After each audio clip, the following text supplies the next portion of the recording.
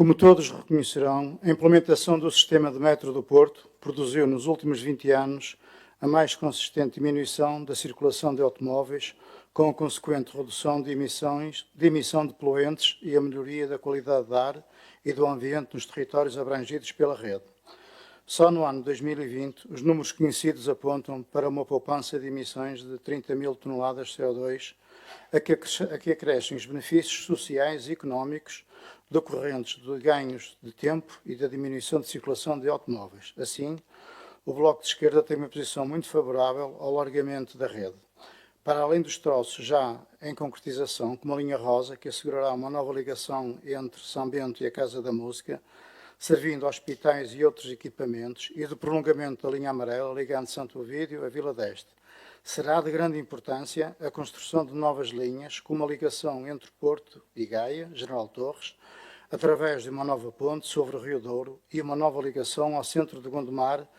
que possa reduzir a circulação de veículos até ao Porto. Para nós, no domínio tão decisivo para o futuro comum,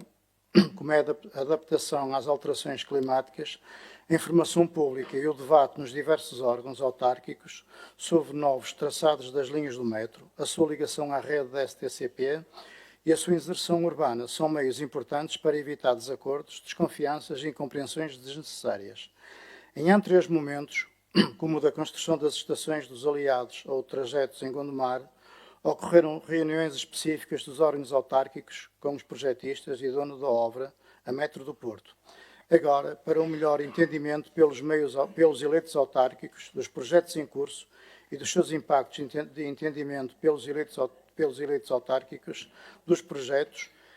no território, julgamos que esta Assembleia devia ter um conhecimento mais concreto das ideias e propostas que o metro e a área metropolitana do Porto estão a delinear na área tão importante da mobilidade, reconhecendo que os projetos de expansão da rede do metro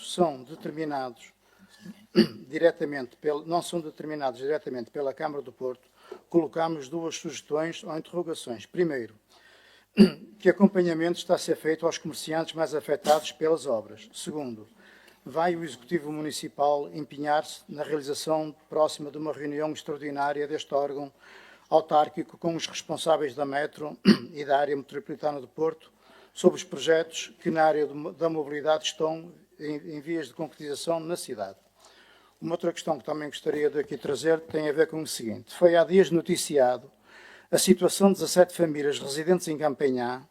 em casas do chamado património dos pobres, e que, à semelhança de situações já verificadas em Ramalde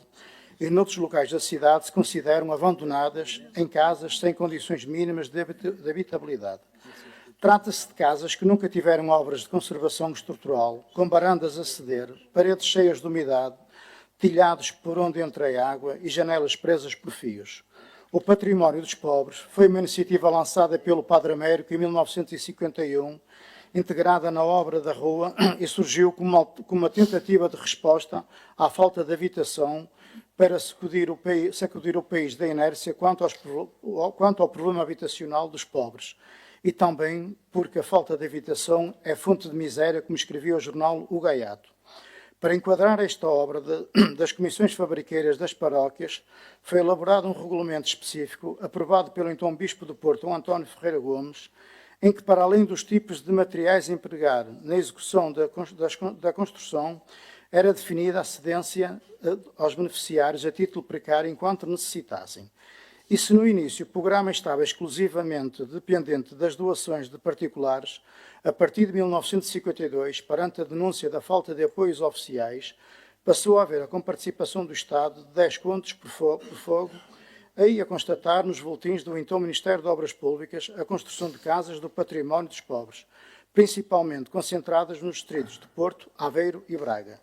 Tendo em conta a comparticipação pública em muitas casas do designado património dos pobres e não devendo o município ignorar estas situações, para o Bloco de Esquerda há que encontrar e procurar respostas para este e outros análogos. E daqui lançamos a pergunta: vai o Executivo Municipal fazer diligências para encontrar soluções para estas 17 famílias e outras situações ainda existentes na cidade do Porto? Disso.